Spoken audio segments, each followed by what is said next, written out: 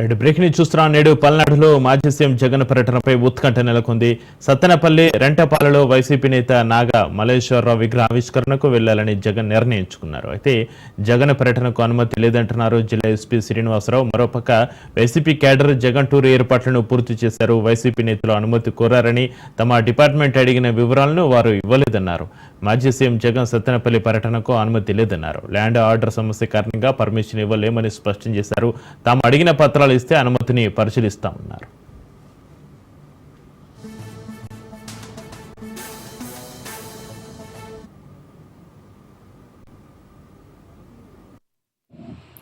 అక్కడ ఏ విధమైనటువంటి crowd planning చేస్తున్నారు, ఆ చుట్టూ ఉన్నటువంటి ఫీల్డ్స్ ఓపెన్ ఫీల్డ్స్ ఉన్నాయి కాబట్టి బ్యారికేడింగ్ అనేది ఏ విధంగా ఉంది. అలాగే 76 కిలోమీటర్స్ సుమారు తాడేపల్లి నుంచి ప్రపోజ్డ్ ప్లేస్కి ఉంది. పల్నాడులో సుమారు 19.5 కిలోమీటర్స్ ఆఫ్ స్ట్రెచ్ ఉంది. ఈ లాంగ్ జర్నీ ఏ విధంగా చేస్తున్నారు, ఎవరెవరు ఈ ప్రోగ్రామ్ని పూర్తి బాధ్యత ఇక్కడ తీసుకుంటున్నారు, ఎన్ని వెహికల్స్ వచ్చే అవకాశం ఉంది, ఇటువంటి డీటెయిల్స్ అన్నీ కూడా అడగడం జరిగింది. వాటికి సంబంధించి ఇప్పటికి ఇంకా మాకు ఎటువంటి సమాచారం గురించి రాలేదు. అయితే ఈ ప్రోగ్రామ్కి సంబంధించి సత్తెనపల్లి డిఎస్పీ గారు, కన్సర్న్ ఆఫీసర్స్ అందరూ కూడా ఆ ప్రదేశాన్ని కానీ మొత్తం ఏదైతే ప్రపోజ్ రూట్ ఉందో అంతా కూడా వెరిఫై చేయడం జరిగింది. వెరిఫై చేసి కొన్ని ఏవైతే దీనికి సంబంధించి ఉన్నాయో వాటిని సబ్మిట్ చేయడం జరిగింది. వాటిలో భాగంగా మొట్టమొదటిగా సుమారు ఒక 76 కిలోమీటర్లు రోడ్డు వస్తున్నారు. ఈ వచ్చేటప్పుడు ఉన్నటువంటి కార్యకర్తలు కానీ మిగతా వాళ్ళు కానీ ఎంతమంది వస్తారనేటువంటిది పూర్తి సమాచారం అందించినది.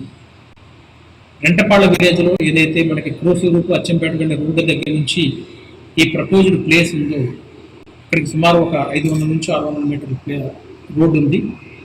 చాలా నేరోగా ఉంది. దట్టు అది ఒక 10 ఫీట్ నుంచి లేదు.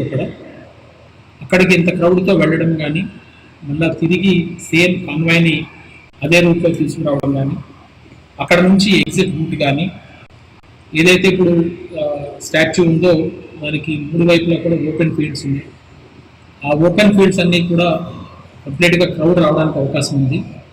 అలాగే సుమారుగా ఒక 30,000 మందికి భోజనాలు ఎస్పీ సూపర్ మార్కెట్ దగ్గర ఏర్పాటు చేస్తున్నటువంటి సమాచారం కూడా మా దగ్గర ఉంది. సో అంతమంది క్రౌడ్ వస్తే ఈ ప్రోగ్రామ్ని ఆర్గనైజ్ చేయడం అనేటువంటిది చాలా ఇబ్బందితో కూడుకున్నది. అలాగే లా అండ్ ఆర్డర్ ఇష్యూస్ వచ్చే అవకాశం కూడా ఉందని భావించడం జరిగింది. ఎంతమంది రావడానికి ఆస్కారం ఉంది,